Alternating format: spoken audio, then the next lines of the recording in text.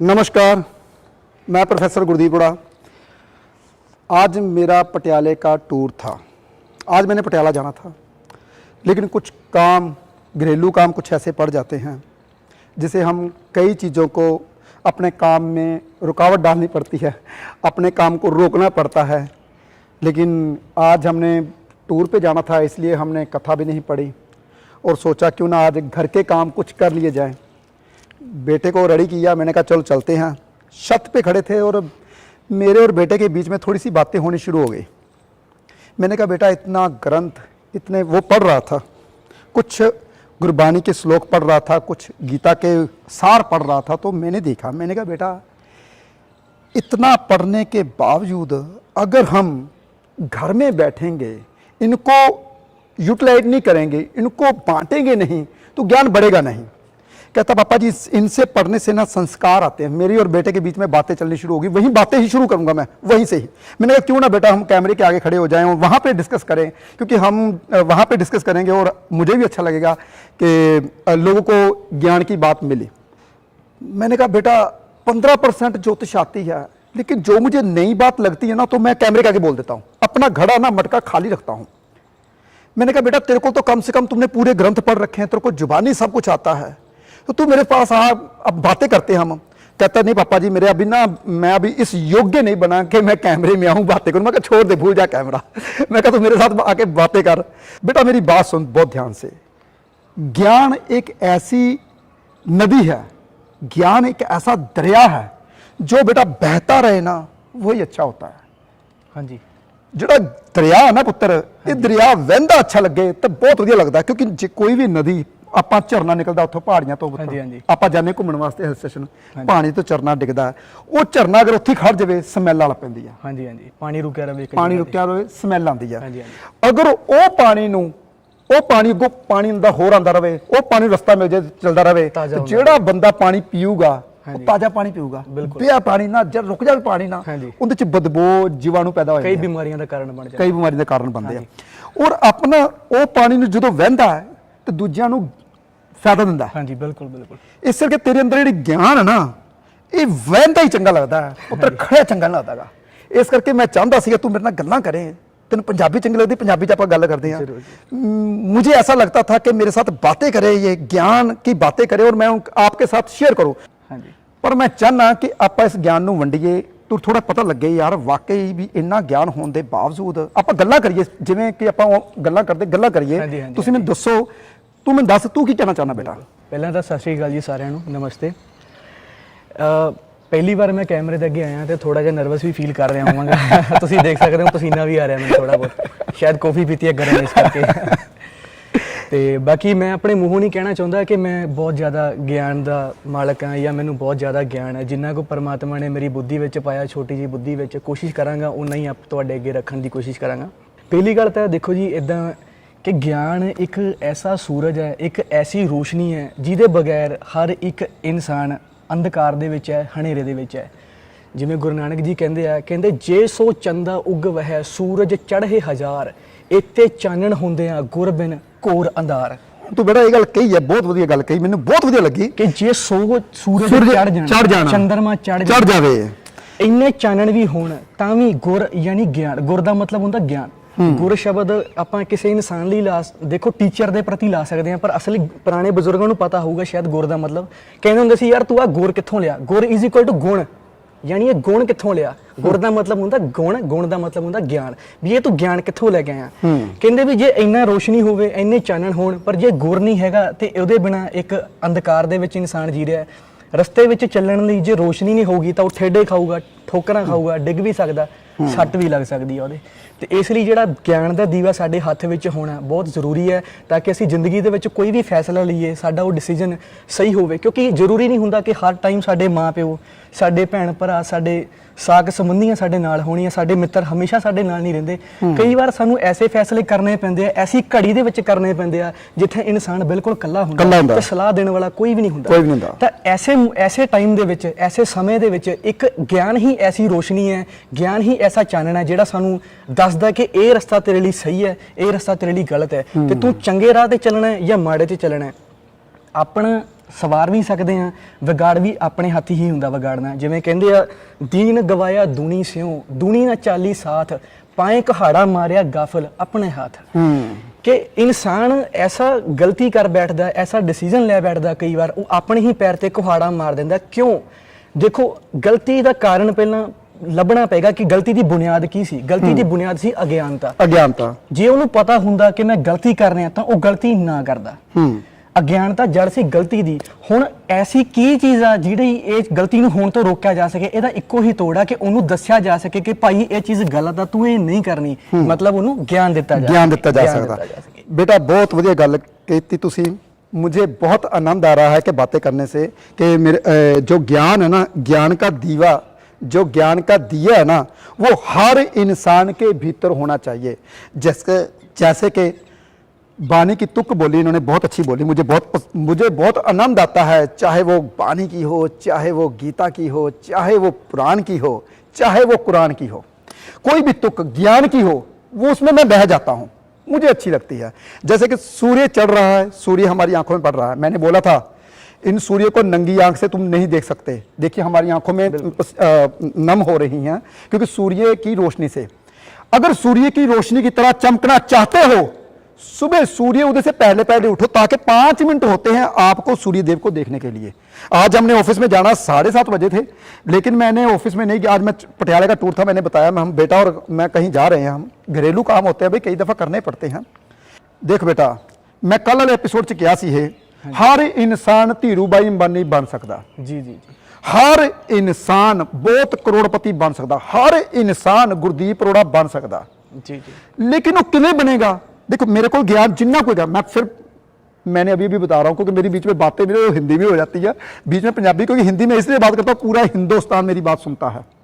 और पंजाबी, साडे पंजाबी लोग यार जिथे बैठ जाते हैं बस रौनक ला देंगे यार। पंजाब की गल करा था, इसलिए ये जो ज्ञान की बातें हैं ना, ये हर इंसान को समझनी चाहिए। ज्ञान के बिना बिल्कुल भी गुजारा नहीं है, क्योंकि ये ऐसी दौलत है, मतलब जब पैसा भी नहीं होता, क्योंकि ये ऐसा धन है जो कोई छीन नहीं सकता। गोल्ड की कोई चेन पहनी हो तो वो कोई खींच के लेके जा सकता है। हाँ। पैसे अगर वॉलेट में पड़े हैं तो वॉलेट चोरी हो सकता है, मगर ये ऐसा खजाना है जिसको कोई चाकर भी छीन नहीं सकता और ले नहीं सकता जब तक आप देना ना चाहो। बेटा मेरी बात सुन। जी। मैं कल बात कर रहा था, शिफाली मेरे पास बैठी हुई थी, मैंने बातों में बात की। मैं कहा शिफाली, हमारे पास एक ऐसा गुण है जी, मैं सब कुछ खत्म कर दूं, लुटा दूं। हाँ जी, सब कुछ खत्म कर दूं, शमशान घाट के पास जाके बैठ जाऊं भी मेरा शमशान में क्योंकि हर इंसान ने लास्ट मंजिल तो वही है। हाँ जी। मैं शमशान के पास जाके बैठ जाऊं, लेकिन मैं भूखा नहीं मरूंगा। बिल्कुल। क्यों? क्योंकि जो ज्ञान है इंसान को हमेशा राजा बना के रखता है। पहले ये बात जान लीजिए। बिल्कुल। जब तक आपके पास ज्ञान नहीं, दौलत नहीं, जो दौलत है ना ये खत्म हो जाती है, चाहे जितनी मर्जी बड़ी हो। मेरा एक दोस्त है, मेरे पास है, उसका फादर, मेरे ये आंखों देखी बात है, उसका फादर कहता था मेरी 7 पुश्ते बैठ के खाएंगी बेटा। मैंने कहा कल जी वाकई बात तो सही है, 7 पुश्ते बैठ के इतना पैसा, इतना सब कुछ। तब मैं लुधियाना में नया आया था, मैं नाम नहीं लूंगा, वो दोस्त बुरा मान जाएगा। जैसे ही उसकी डेथ हुई, उसकी वाइफ, उसका बेटा, उसके जितने भी रिश्तेदार थे, सब कुछ बट गया। कोई लेने वाले लेने आ गए, कुछ देने वाले देने आ गए, यानी कि पता ही नहीं चला कुछ सालों में। यानी कि आज 20 साल हुए उस बात को। मैं नया लुधियाने में आया था, 18-19 साल मेरे को हो गए। देखते ही देखते वो बंदा बेचारा हैंड टू माउथ हो गया। 7 पुश्तों का पैसा कहां गया? वो बिना ज्ञान के। अगर ज्ञान होता बेटा, उनके घर वालों को ज्ञान होता, अगर वो ज्ञान देकर जाता। लेकिन कोई इंसान किसी को ज्ञान दे नहीं सकता बेटा, बिल्कुल, जब तक उसकी इच्छा ना हो लेने जब तक इच्छा ना हो लेने की कोई इंसान। इसलिए ना मैं बातें करता हूं, बहुत सी बातें करता हूं। मैं कहता हूं शायद किसी के दिमाग में ये बात पड़ जाए, वो इंसान बेचारा अमीर हो जाए। जो कहता है मैंने बहुत अमीर बनना, उसका भला हो जाए किसी न किसी तरीके से। तो बेटा जो ये जो ज्ञान है ना, हम ज्ञान की बातें करते, मैं यही बात बताना चाहता हूं। ज्ञान हर इंसान के भीतर है, जो ब्रहा मिंडे सो ही तत् पिंडे। लेकिन कोई इंसान जगाता है, कोई इंसान नहीं जगाता। और आज हम बातें कर रहे हैं ज्ञान की। बेटा जी क्या कहना चाहोगे यहाँ पे? बेटा ये देखो, ये कहना चाहूंगा, पहली बात तो थोड़ी सी हिंदी में मुझे होगा, पंजाबी गल कर पुत्र, पंजाबी च गल करदा मैं। हाँ देखो, ये कहना चाहांगा कि ज्ञान का सोर्स जिहड़ा, चाहे वो अखां दे राहीं देख के पढ़न नाल रिलेटेड होवे, ਚਾਹੇ ਉਹ ਕੰਨਾਂ ਦੇ ਨਾਲ ਸੁਣਨਾ ਹੋਵੇ, ਚਾਹੇ ਉਹ ਵਾਰਤਾਲਾਪ ਕਰਨਾ ਹੋਵੇ ਬੋਲ ਬਾਣੀ ਦੇ ਵਿੱਚ ਇੱਕ ਦੂਜੇ ਦੇ ਨਾਲ। ਗਿਆਨ ਦਾ ਸੋਰਸ ਜਿਹੜਾ ਹੋਣਾ ਬਹੁਤ ਜ਼ਰੂਰੀ ਹੈ, ਗਿਆਨ ਲੈਣਾ ਬਹੁਤ ਜ਼ਰੂਰੀ ਹੈ। ਜੇ ਤੁਹਾਡਾ ਕੋਈ ਸੀਨੀਅਰ ਹੈ, ਕਦੀ ਇਹ ਨਾ ਝਿਜਕੋ ਕਿ ਅਸੀਂ ਉਹਦੇ ਅੱਗੇ ਛੋਟੇ ਮਹਿਸੂਸ ਕਰਾਂਗੇ ਜਾਂ ਅਸੀਂ ਛੋਟੇ ਹੋ ਜਾਵਾਂਗੇ ਉਹਦੇ ਕੋਲੋਂ ਜੇ ਕੁਝ ਪੁੱਛਾਂਗੇ। ਜਿਹੜਾ ਅਮੁੱਲ ਗੁਣ ਅਮੁੱਲ ਵਪਾਰ, ਜਿਹੜਾ ਗੁਰਬਾਣੀ ਕਹਿੰਦੀ ਹੈ ਅਮੁੱਲ ਗੁਣ ਅਮੁੱਲ ਵਪਾਰ, ਅਮੁੱਲ ਵਪਾਰੀਏ ਅਮੁੱਲ ਵਪਾਰ।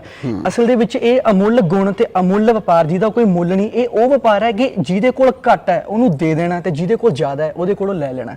ਅਸਲੀ ਬਿਜ਼ਨਸ ਇਹੀ ਹੈ। ਦੁਨੀਆ ਦਾ ਹੋਰ ਕੋਈ ਬਿਜ਼ਨਸ ਇਸ ਬਿਜ਼ਨਸ ਅੱਗੇ ਬਹੁਤ ਛੋਟਾ ਪ੍ਰਤੀਤ ਹੁੰਦਾ ਹੈ। ਤੇ ਇਸ ਕਰਕੇ ਜਿਹੜੀ ਚੀਜ਼ਾਂ ਤੁਹਾਨੂੰ ਗੁਣ ਮਿਲੇ ਨੇ, ਚਾਹੇ ਤੁਹਾਡੇ ਮਾਪੇ ਤੋਂ ਮਿਲੇ ਹੋਣ, ਚਾਹੇ ਤੁਹਾਡੇ ਟੀਚਰ ਤੋਂ ਮਿਲੇ ਹੋਣ, ਚਾਹੇ ਤੁਸੀਂ ਕਿਸੇ ਵੇਦ ਗ੍ਰੰਥ ਦੇ ਵਿੱਚੋਂ ਆਪ ਪੜ੍ਹੇ ਹੋਣ, ਖੋਜੇ ਹੋਣ, ਤੇ ਇੱਕ ਤੁਹਾਡਾ ਫਰਜ਼ ਤੁਸੀਂ ਮੰਨ ਕੇ ਚੱਲਣਾ ਹੈ ਕਿ ਜਿਹਨੂੰ ਨਹੀਂ ਪਤਾ ਤੁਸੀਂ ਗਾਈਡ ਕਰਨਾ ਹੈ, ਉਹਨੂੰ ਦੱਸਣਾ ਹੈ। ਉਹਨੂੰ ਮੰਨਣਾ ਜਾਂ ਨਹੀਂ ਮੰਨਣਾ ਇਹ ਉਹਦੇ ਤੇ ਡਿਪੈਂਡ ਕਰਦਾ। ਆਪਾਂ ਥੋਪ ਨਹੀਂ ਸਕਦੇ, ਪਰ ਅਸੀਂ ਦੱਸ ਜ਼ਰੂਰ ਸਕਦੇ ਹਾਂ। ਇੰਨਾ ਕਿ ਸਾਡਾ ਧਰਮ ਫਰਜ਼ ਜ਼ਰੂਰ ਹੋਣਾ ਚਾਹੀਦਾ ਹੈ ਕਿ ਕੋਈ ਗਲਤ ਜਾਂਦੇ ਰਾਹੀ ਨੂੰ ਆਪਾਂ ਰਾਹੇ ਪਾ ਸਕੀਏ ਕਿ ਬਾਈ ਅੱਗੇ ਟੋਇਆ ਵਾ, ਇੱਧਰ ਦੀ ਜਾਏਗਾ ਤਾਂ ਤੂੰ ਡਿੱਗ ਜਾਏਗਾ, ਤੇਰੀ ਠੋਕਰ ਲੱਗ ਜਾਏਗੀ। ਪਰ ਪੁੱਤਰ ਕੋਈ ਲੋਕੀ ਮੰਨਦੇ ਆ, ਕਈ ਲੋਕੀ ਨਹੀਂ ਮੰਨਦੇ। ਇਹ ਵੀ ਗੱਲ ਆ। ਉਹਨਾਂ ਨਾਲ ਡਿੱਗਣ ਨਾਲ ਵੀ ਮੰਨਦੇ ਨਾ, ਫਿਰ ਕਈਆਂ ਨੇ ਡਿੱਗ ਕੇ ਮੰਨਣਾ ਹੁੰਦਾ ਤਾਂ ਉਹਨਾਂ ਦਾ ਡਿੱਗਣਾ ਲਿਖਿਆ ਹੁੰਦਾ ਜੀ। ਕਈ ਲੋਕੀ ਮੰਨਦੇ ਆ। ਹੁਣ ਦੇਖ ਬੇਟਾ, ਮੇਰੀ ਗੱਲ ਸੁਣੋ, ਜਿਹੜਾ ਇਨਸਾਨ ਕਰਮ ਕਰਦਾ ਨਾ, ਕਰਮ ਦੇ ਵਿੱਚ ਹੀ ਉਹਨੂੰ ਗਿਆਨ ਮਿਲਦਾ। ਆਪਣੀ ਡਿਊਟੀ ਜਿਹੜਾ ਨਿਭਾਉਂਦਾ ਨਾ, ਅਸਲੀ ਧਰਮ ਹੋਇਆ ਬੇਟਾ। ਕੀ ਆਪਾਂ ਇੱਥੇ ਕਹਿ ਸਕਦੇ ਹਾਂ ਕਿ ਬੁੱਕਾਂ ਕਿਤਾਬਾਂ ਪੜ੍ਹਨ ਨਾਲ ਗਿਆਨ ਮਿਲਦਾ ਹੈ ਜਾਂ ਕਰਮ ਕਰਨਾ ਗਿਆਨ ਮਿਲਦਾ? ਤੂੰ ਕੀ ਕਹਿਣਾ ਬੇਟਾ ਇਹਦੇ ਚ? ਦੇਖੋ, ਮੇਰਾ ਇਹ ਕਹਿਣਾ ਇਹ ਹੈ ਕਿ ਜਦੋਂ ਖਾਲੀ ਇਨਸਾਨ ਗਿਆਨ ਲਵੇ ਤੇ ਆਪਣੇ ਤੇ ਲਾਗੂ ਨਾ ਕਰੇ ਨਾ, ਉਸ ਇਨਸਾਨੀ ਨੂੰ ਅਸੀਂ ਮੁੱਖ ਗਿਆਨੀ ਕਹਿ ਦਿੰਦੇ ਹਾਂ। ਉਸ ਬੰਦੇ ਨੂੰ ਕਿ ਮੁੱਖ ਗਿਆਨੀ ਆ ਜਦ ਤੱਕ ਉਹਨੇ ਪ੍ਰੈਕਟੀਕਲ ਆਪਣੀ ਜ਼ਿੰਦਗੀ ਤੇ ਲਾਗੂ ਨਹੀਂ ਕੀਤਾ। ਜੋ ਸਿੱਖਿਆ ਆਪਣੀ ਦੇਖੋ, ਇੱਕ ਕਲਾਸ ਵਿੱਚ ਜਦੋਂ ਬੰਦਾ ਪੜ੍ਹਦਾ ਹੁੰਦਾ ਨਾ, ਇਮਤਿਹਾਨ ਵਾਰ-ਵਾਰ ਦਿੰਦਾ, ਜਦ ਤੱਕ ਉਹ ਪਾਸ ਨਹੀਂ ਹੁੰਦਾ ਉਹ ਅਗਲੀ ਜਮਾਤ ਵਿੱਚ ਨਹੀਂ ਜਾਂਦਾ। ਇਸੇ ਤਰ੍ਹਾਂ ਜਦੋਂ ਤੱਕ ਅਸੀਂ ਉਸ ਗਿਆਨ ਨੂੰ ਆਪਣੇ ਤੇ ਲਾਗੂ ਨਹੀਂ ਕਰਦੇ, ਇਹਦਾ ਮਤਲਬ ਅਸੀਂ ਹੱਲੇ ਤੱਕ ਉਸ ਲੈਵਲ ਤੇ ਪਹੁੰਚੇ ਹੀ ਨਹੀਂ। ਅਸੀਂ ਫੇਲ ਹੋ ਰਹੇ ਹਾਂ ਵਾਰ-ਵਾਰ, ਕਿਤੇ ਨਾ ਕਿਤੇ ਅਸੀਂ ਇਸ ਇਮਤਿਹਾਨ ਨੂੰ ਪਾਸ ਨਹੀਂ ਕਰ ਪਾ ਰਹੇ। ਤੇ ਜਦੋਂ ਇਨਸਾਨ ਮੰਨ ਲੈਂਦਾ ਨਾ, ਜਿੰਨੀ ਤਾਰੀਫ ਹੁੰਦੀ ਆ, ਉਸਤਤ ਹੁੰਦੀ ਆ, ਇਹ ਮੰਨਣ ਵਾਲੇ ਦੀ ਹੁੰਦੀ ਆ। ਜਿਵੇਂ ਕਿ ਮੰਨੇ ਕੀ ਗੱਤ ਕਹੀ ਨਾ ਜਾਏ, ਕਿਉਂਕਿ ਜਿਹਨੇ ਮੰਨ ਲਿਆ ਉਹਦੀ ਤੁਸੀਂ ਸ਼ਬਦਾਂ ਦੇ ਵਿੱਚ, ਕਲਮ ਦੇ ਵਿੱਚ ਜਾਂ ਅੱਖਰਾਂ ਦੇ ਰਾਹੀਂ ਤੁਸੀਂ ਬੋਲ ਕੇ ਉਹਦੀ ਤਾਰੀਫ ਨਹੀਂ ਕਰ ਸਕਦੇ ਉਸ ਇਨਸਾਨ ਦੀ ਜਿਹਦੇ 'ਚ ਸਾਰੇ ਗੁਣ ਮੌਜੂਦ ਹੋਣ। ਜਿਹੜਾ ਇੰਨੇ ਗੁਣਾਂ ਦਾ ਮਾਲਕ ਹੋਵੇ, ਉਹ ਬੰਦੇ ਦੀ ਗੱਲਬਾਤ ਹੀ ਵੱਖਰੀ ਹੁੰਦੀ ਹੈ, ਸ਼ੋਭਾ ਵੱਖਰੀ ਹੁੰਦੀ, ਸੰਸਾਰ ਦੇ ਵਿੱਚ ਉਹਦੀ ਇੱਜ਼ਤ ਵੱਖਰੀ ਹੁੰਦੀ ਆ। ਤੇ ਇਸ ਕਰਕੇ ਜਿਹੜਾ ਇਨਸਾਨ ਮੰਨਦਾ ਨਹੀਂ, ਜਿਹੜਾ ਆਪਣੇ ਤੇ ਲਾਗੂ ਨਹੀਂ ਕਰਦਾ, ਨਾ ਤਾਂ ਉਹਦੀ ਜ਼ਿੰਦਗੀ ਦੇ ਵਿੱਚ ਕੋਈ ਬਦਲਾਅ ਆਉਂਦਾ ਤੇ ਨਾ ਤਾਂ ਉਹਦੇ ਵਿਚਾਰ ਵਿੱਚ, ਉਹਦੀ ਸੋਚਣੀ ਵਿੱਚ ਤੇ ਉਹਦੀ ਕਰਨੀ ਵਿੱਚ ਕੋਈ ਤਬਦੀਲੀ ਆਏਗੀ, ਜਦੋਂ ਤੱਕ ਕੋਈ ਇਨਸਾਨ ਮੰਨਦਾ ਨਹੀਂ। ਇਸ ਕਰਕੇ ਗਿਆਨ ਲੈਣ ਦੇ ਨਾਲ ਨਾਲ ਜੋ ਸਿੱਖਿਆ, ਦੇਖੋ ਸਿੱਖਣ ਨੂੰ ਭਾਵੇਂ 4 ਮਹੀਨੇ ਲੱਗੇ ਹੋਣ, ਪਰ ਮੰਨਣ ਨੂੰ ਚਾਹੇ 4 ਸਾਲ ਲੱਗ ਜਾਣ, ਪਰ ਉਹ ਜਿਹੜਾ ਸਮਾਂ ਜ਼ਿਆਦਾ ਡਿਪੈਂਡ ਤੁਸੀਂ ਸਿੱਖਣ ਦੀ ਬਜਾਏ ਨਾ ਉਹਨੂੰ ਆਪਣੇ ਆਪ ਤੇ ਪ੍ਰੈਕਟੀਕਲ ਕਰਨ ਤੇ ਬਤੀਤ ਕਰੋ। Very good. ਜਿੰਨਾ ਸਿੱਖਿਆ ਉਹਨੂੰ 10 ਗੁਣਾ ਵੱਧ ਮਿਹਨਤ ਕਰੋ ਕਿ ਉਹ पूरा कैਵੇਂ करना जी। मैं ही बेटा, मैं सबको यही समझाता हूँ, पढ़ने से ज्ञान कभी नहीं आता। ज्योतिष कभी पढ़ने से नहीं आती। कोई भी ग्रंथ, कोई भी ज्ञान पढ़ने से नहीं आता। इंसान कहते पढ़ पाइए मान, बिल्कुल बिल्कुल। पढ़ने से इंसान को अभिमान आ जाता है, अहंकार हो जाता है। पढ़ने से इंसान को अहंकार आ जाता है। लेकिन जो इंसान प्रैक्टिकल करता, मैं लुधियाना में नया नया आया था, मैंने कहा यार मैं नौकरी करूंगा। पहले मैंने ढूंढा नौकरी करने के लिए, क्योंकि ज्ञान मेरे पास था, ये ज्योतिष का ज्ञान था, मेरे को थोड़ा आता था। ये ज्ञान तो चले आ रहा। बिल्कुल जी। जिवें हुण मेरी मां सी, सारा दिन गुरुद्वारे बैठे रहंदे, गुरुद्वारा साहब बैठे रहंदी सी, सारा दिन मंदिर जिथे भी जाना उन्हें मंदिर बैठे रहना, ਜਿਹੜੀ जगह ते भी जाना उन्हें पाठ पूजा करनी, आराधना करनी। देखो उन्हां दे संस्कार, उन्हां दा आशीर्वाद किते ना किते गाह जांदा, परिवार दे नाल हुंदा। बेटा सच दसी, जदों मदर दी तेरी दादी दी डेथ होई, उस तो बाद तेरा दिल किता मैं ग्रंथ पढ़ा कि उस तो पहला सीगा? दिल ना दस बेटा। देखिए ऐसा है कि उसके पहले तो बिल्कुल भी मेरा ध्यान नहीं था। नॉर्मली लड़कों के जैसे खाना पीना, जिम जाना और घूम लिया फिर लिया, मगर दादी के जाने के बाद एकदम से मतलब मुझे मेरा खिंचाव जो था ना वो धर्म की ओर बहुत ज़्यादा गया। इच्छा हुई कि कुछ जानना है, कुछ समझना है, ज़िंदगी में मतलब बदलाव चाहिए, ऐसा बदलाव चाहिए जो दूसरों को दिखने में भी लगे कि यार ये इंसान 1 साल पहले कुछ और था, मगर अब इसके नेचर में, इसके दृष्टिकोण में बहुत फर्क है। और बेटा ये बात देख, बहुत ध्यान से सुनने वाली बात है। अब मदर के जाने के बाद एकदम सडनली क्यों हुआ? कभी सोचा आपने? जी नहीं। कभी किसी ने सोचा सडनली क्यों हुआ? क्योंकि जो संस्कार होते हैं वो कभी बाहर नहीं जाते। जब कोई इंसान चाहता है, उसके संस्कार उसके रूप में, उसके बच्चे के रूप में कहीं ना कहीं जरूर रहते हैं। वो अलग बात है। देश काल परिस्थिति, किस देश में बच्चा रह रहा है, किस काल में बच्चा रह रहा है, किस परिस्थिति में बच्चा रह रहा है, ये सभ्याचार माहौल, ये माहौल जरूर मैटर करता है। लेकिन ये नहीं कि मैं ऐसा हूं, अगर मैं किसी दूसरे इंसान के पास जाऊं, हाँ रंगत का रंग जरूर मिलता है उस वक्त, बिल्कुल, लेकिन अगर मैं उससे अपने घर आ जाऊंगा, संस्कारों में आ जाऊंगा, तो कभी नहीं बिगड़ूंगा। इसीलिए कभी कोई इंसान अज्ञानी नहीं है, पूरी दुनिया के पास ज्ञान है। मेरा ये एपिसोड करने का ये मतलब है कि मैं पूरी दुनिया को ज्ञानी बनाऊं। पक्षियों को भी ज्ञान है कि उनको घोंसला कैसे बनाना है, एक तिनका तिनका इकट्ठा करके। देखो उन्होंने कोई किताबें नहीं पढ़ी, ना तो कोई स्कूल में गए। जैसे कहते हैं ना कि बीज मंत्र सर्व को ज्ञान। एक बच्चा पैदा होता है ना, जब उसको दूध चूंगना जैसे जिसको बोलते हैं ना, वो उसको सिखाया नहीं जाता, फीड कैसे करने हैं। एक किसी चार चौपाए जानवर को ये चीजें सिखाई नहीं जाती, वो अपने आप वो चीज सीख के आता है, अंदर से सीख के आता है। वो उसको बोलते हैं बीज मंत्र। बीज मंत्र सर्व को ज्ञान का मतलब है कि इंसान, जो इंसान हो, चाहे वो कोई जानवर हो, कोई भी जीव हो, उसको अंदर से उसकी जो विकास होने हैं शारीरिक तौर पे, उसको पता होता है कि ये मैंने कैसे करना है। उसको भगवान अंदर से गाइडेंस करता रहता है और ज्ञान अंदर से देता है। तो पहली बात तो ये, और दूसरी बात ये है कि ज्ञान का कोई रूप नहीं होता, ये आत्मा के लेवल की बात है। अगर शरीर के लेवल की बात करेंगे, देखिए शरीर अगर तो साथ में जा रहा होता इंसान का, अगर इंसान के पहने हुए कोई भी धार्मिक चिन्ह निशान, कोई वस्त्र अस्त्र इंसान के अगर साथ जाते मरने के बाद, तो समझ में आती हैं बातें कि हाँ भाई ये इस धर्म के साथ बिलोंग करता था, ये इस मिट्टी का था, इसलिए शायद ये संस्कार कुछ लेके जा रहा है। जब तक ये जैसे बोलते हैं ना, 5 तत्व को तन रचियो, जान हो चतुर सुजान, जेहते उपजो नान का लीन ताहे मेहमान। कि जो 5 तत्व से जो इंसान का शरीर बना है, अपने आप को बहुत चतुर समझता है, चालाक समझता है। बोले नानक जी क्या बोलते हैं कि जहते उपजो नानका, के जिस चीज से तू बना है, उपजया है, लीन ताहे में मान, ये सोच के चल के तू आखिरी तेरी मंजिल वही है, आखिर तुझे वहीं जाना है। तो जब मरता है ना इंसान, तो वो जो मिट्टी होती है ना, वो जैसे खून का रंग एक होता है ना, तो मिट्टी का रंग भी कोई अलग नहीं होता मरने के बाद, अस्थियां सबकी एक जैसी होती हैं। फर्क नहीं पड़ता कि वो मुसलमान है, हिंदू है, सिख है, ईसाई है, जो भी हो। तो ये आत्मा के लेवल की बात है। देखिए मंजिल सबकी एक ही है, रास्ते अलग अलग हैं, और जितनी भी विवाद हैं, जितनी भी लड़ाइयां हैं, वो रास्ते के लिए हैं। रास्ते के लिए। जब तक इंसान रास्ते में ना, तब तक भेद भी होंगे, भेदभाव होंगे, डिस्क्रिमिनेशन होगा, लड़ाइयां होंगी, विचार नहीं मिलेंगे। मगर जब मंजिल पे इंसान पहुंच जाता है ना, ये कोई पूछता नहीं कि तू भाई कौन से रास्ते से पहुंचा, नहीं पूछता। तू तेरा क्या रास्ता था, तूने किस रास्ते पे तूने चलने की कोशिश किया, चलता आया इतने सालों से। मैटर ये करता है कि वो पहुंच गया। और पहुंचे वालों की ना सोच एक जैसी होती है। सब एक जैसा सोचेंगे, सबकी बातें एक जैसी होंगी, सबका ज्ञान एक जैसा होगा। सीखने वाले का क्या रूप होगा, सीखने वाला कैसा दिखेगा, ये मैटर ही नहीं करता।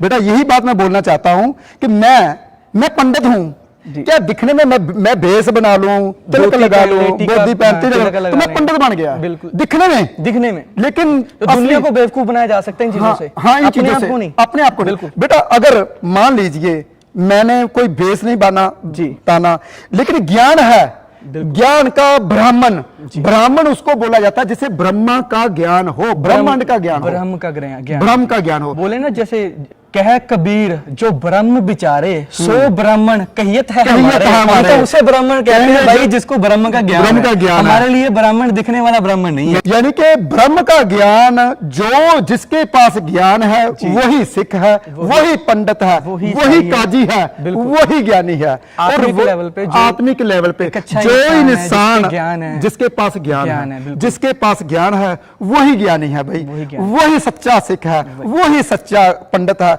वही सच्चा काजी है, वही सच्चा ज्ञानी है। ब्रह्मांड में वही ब्रह्मा है। मैं इसलिए सबको, मुझे शहरी बेटा सच बताऊं, मेरे पास जब कोई आता है ना, तो मुझे पता कैसा लगता है, मुझे ऐसा लगता है कि ये भगवान का रूप आया है। देखिए हमको कोई फीस देता है, हम उसी फीस से पूरे हमारे बच्चे उनको उनकी तनख्वाह निकालते हैं, सर्कल पूरा घूमता है। जो टीवी वाले हैं बेचारे, उनके पास पैसा जाता है, जो कैमरा वाला है उसके पास जाता है, जो इंसान कहते हैं कि हमारी एडिटिंग करता है, जो यूट्यूब चलाता है, जो हमारे पास जितना बड़ा सर्कल 100 बंदा कम से कम है, वो सबके पास पैसा बटा जाता है। यानी कि एक बंदा जब हमें कोई देता है तो कितने लोगों में बढ़ जाता है। देखिए ऐसा ही है ना कि मतलब एक बच्चे को अगर टॉफी का पैकेट देंगे पूरा तो शायद उसको बांटने में तकलीफ नहीं होगी। जिसके पास पहले ही दो है ना तो वो देने से पहले सोचेगा यार अगर दे दी तो मैं क्या खाऊंगा।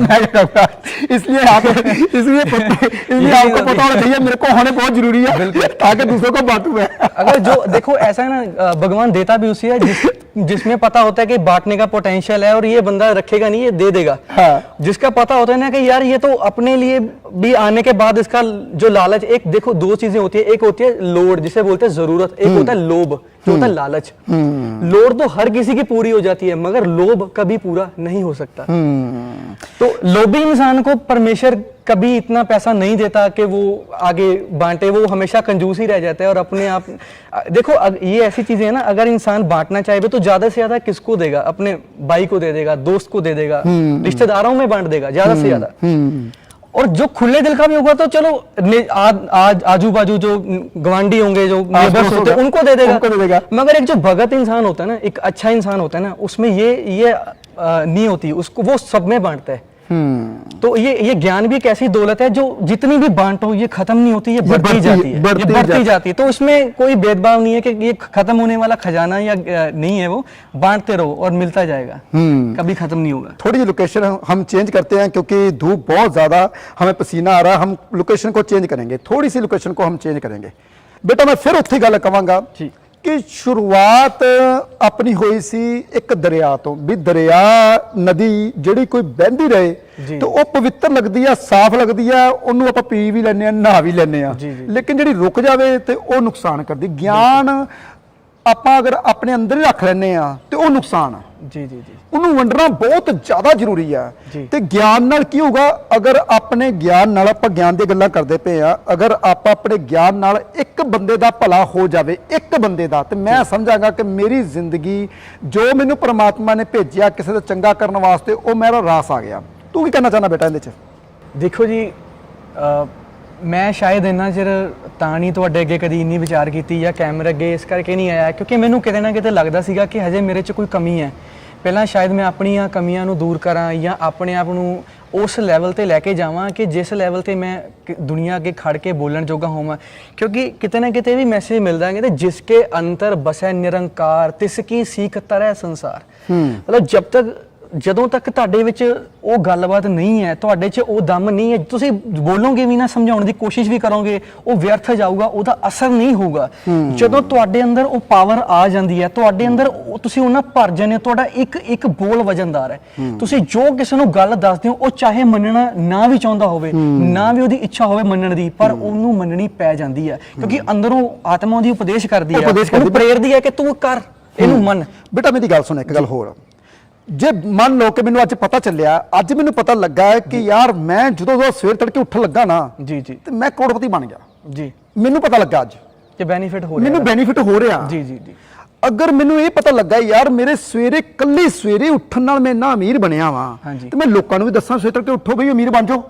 ਮੈਂ 14 ਸਾਲ ਦੀ ਸਟੱਡੀ ਜੋਤਿਸ਼ ਦੀ ਪੜ੍ਹੀ, 14 ਸਾਲ ਦੀ, ਕਦੇ ਉਧਰ ਕਲਾਸਾਂ ਲਾਣੀਆਂ, ਉਧਰ 2 ਕਲਾਸਾਂ, 3 ਕਲਾਸਾਂ, 4 ਕਲਾਸਾਂ, 5 ਕਲਾਸਾਂ, ਪੜ੍ਹ ਕੇ ਬਾਅਦ ਚ ਮੈਨੂੰ ਪਤਾ ਲੱਗਾ, ਮੈਨੂੰ ਤਾਂ ਜੋਤਿਸ਼ ਜਿਹੜਾ ਮੈਂ ਪੜ੍ਹਿਆ, ਜਦੋਂ ਮੇਰੇ ਕੋਲ ਪ੍ਰੈਕਟੀਕਲ ਆਇਆ ਤਾਂ ਮੈਨੂੰ ਪਤਾ ਲੱਗਾ ਮੈਨੂੰ ਆਉਂਦਾ कुछ नहीं, ये तो उल्टा अंदर आना।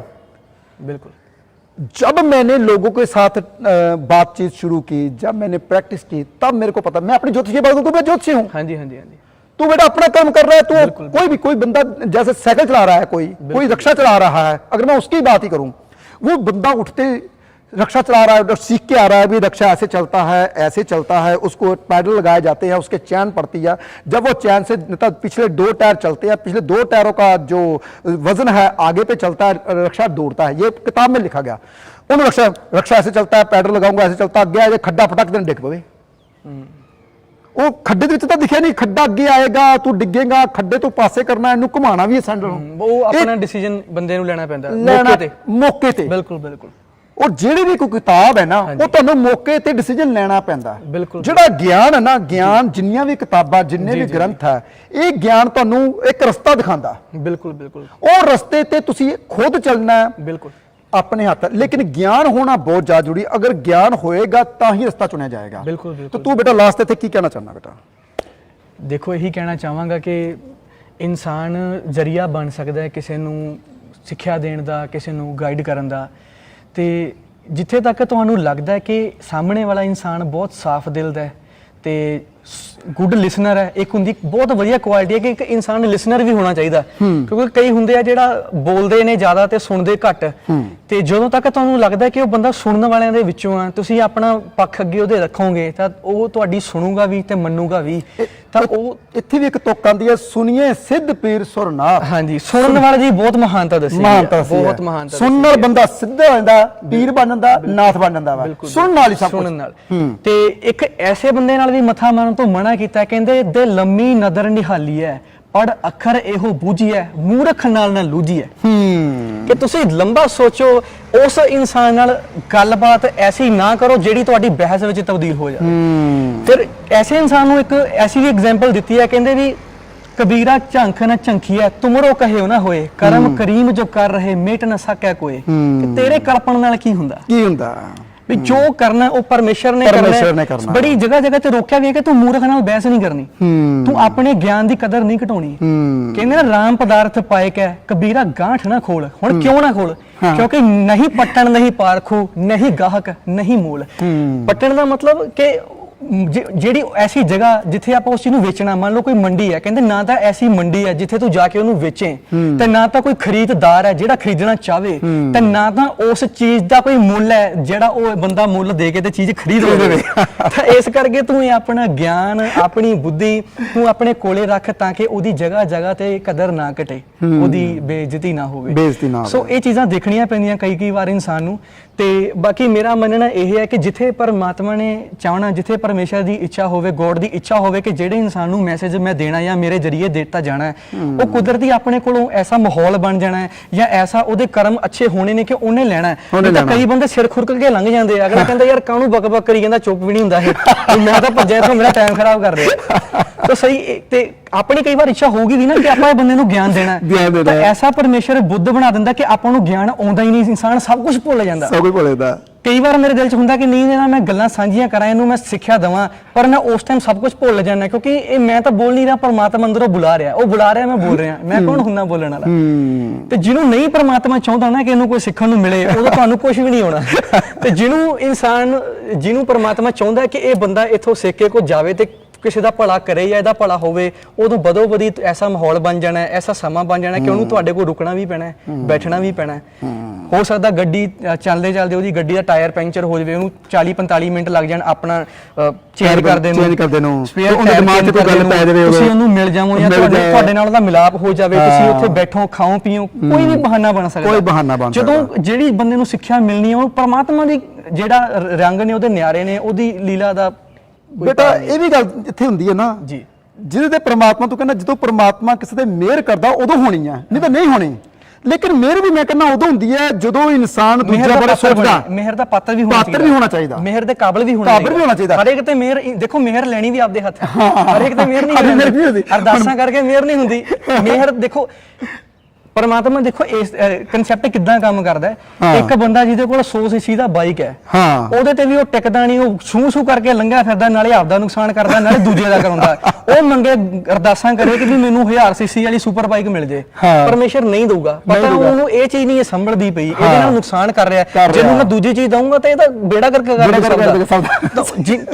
ਬੰਦੇ ਦਾ ਕਿਰਦਾਰ ਦੇਖ ਕੇ ਪਰਮੇਸ਼ਰ ਉਹਦੀ ਝੋਲੀ ਦਾਤ ਪਾਉਂਦਾ ਨਹੀਂ। ਹਾਂਜੀ, ਮੈਂ ਵੀ ਬੇਟਾ ਇਹ ਗੱਲ ਕਹਿਣਾ ਚਾਹੁੰਦਾ ਕਿ ਜੇ ਆਪਣੇ ਕਰਮ ਚੰਗੇ ਹੋਣਗੇ, ਜੀ ਜੀ ਜੀ, ਜੇ ਦੇਖ ਇੱਧਰ ਮੈਂ ਹੁਣ ਜਾ ਲੱਗਾ, ਮੈਨੂੰ ਦੇਖੋ ਕੋਈ ਬੰਦਾ ਮਿਲੇਗਾ ਜਾਂ ਕੋਈ ਗੱਲਬਾਤ ਮਿਲਦਾ, ਮੈਂ ਆਪਾਂ ਕਹਿੰਦੇ ਯਾਰ ਇਹਦਾ ਚੰਗਾ ਕਰੀਏ, ਆਪਾਂ ਕਿਸ ਤਰ੍ਹਾਂ ਨਾਲ ਚੰਗਾ ਕਰੀਏ, ਆਪਾਂ ਕਰਨਾ ਚਾਹਾਂਗੇ, ਇੱਛਾ ਹੋਊਗੀ, ਆਪਾਂ ਜੇ ਚੰਗਾ ਕੀਤਾ ਹੋਊਗਾ ਤਾਂ ਆਪਣੇ ਨੂੰ ਚੰਗਾ ਹੋਊਗਾ। ਬਿਲਕੁਲ, ਜੇ ਆਪਾਂ ਚੰਗਾ ਕੀਤਾ ਹੀ ਨਹੀਂ ਹੋਊਗਾ ਤਾਂ ਆਪਣੇ ਨੂੰ ਚੰਗਾ ਕਿਵੇਂ ਹੋ ਸਕਦਾ ਵਾ? ਕਹਿੰਦੇ ਹਾਂਜੀ, ਜੇ ਆਪਾਂ ਦੇਖੋ, ਜੇ ਆਪਾਂ ਕਿਸੇ ਬਾਰੇ ਸੋਚਾਂਗੇ, ਜੇ ਆਪਾਂ ਗਿਆਨ, ਹੁਣ ਮੰਨ ਲਓ ਕਿ ਆਪਾਂ ਗਿਆਨ ਦੀ ਗੱਲ ਕੀਤੀ, ਆਪਾਂ ਗਿਆਨ ਵੰਡਿਆ, ਮੰਨ ਲਓ ਆਪਾਂ ਅੰਦਰੋਂ ਗਿਆਨ ਢਿੱਡੋਂ ਕੱਢਿਆ, ਸਾਨੂੰ ਵੀ ਦੇਣ ਵਾਲਾ, ਕੱਲ ਨੂੰ ਸਾਨੂੰ ਵੀ ਕੋਈ ਦੇਣ ਵਾਲਾ ਮਿਲਦਾ, ਆਪਾਂ ਸੁਣਾਂਗੇ, ਪਰਮਾਤਮਾ ਕਹੇਗਾ ਨਹੀਂ ਇਹਨਾਂ ਦੀ ਮਿਹਰ ਹੋਰ ਕਰਨੀ ਆ। ਬਿਲਕੁਲ ਬਿਲਕੁਲ, ਉਹ ਤਾਂ ਹੀ ਹੋਏਗੀ। ਇਹ ਬੇਟਾ ਇਹ ਚੱਕਰ ਹੈ, ਇਹ ਪ੍ਰਵਿਰਤੀ ਜੋ ਚੱਕਰ, ਗੋਲ ਚੱਕਰ ਚੱਲਦੀ ਹੈ ਨਾ, ਜੀ ਜੀ, ਇਸੇ ਤਰੀਕੇ ਨਾਲ ਇਹ ਆਪਣਾ ਚੱਕਰ ਹੈ। ਜੋ ਆਪਾਂ ਪ੍ਰਕਿਰਤੀ को देते हैं वही आता है। हिंदी में आता है अपना अण दिता किछ हाथ ना आवे, जो तूने दिया है वही तू पाएगा। अगर दुख दिया तो दुख मिलेगा, अगर किसी के रास्ते में कांटे बिछाए हैं तो तुझे भी चलना पड़ेगा। तुझे भी चलना पड़ेगा।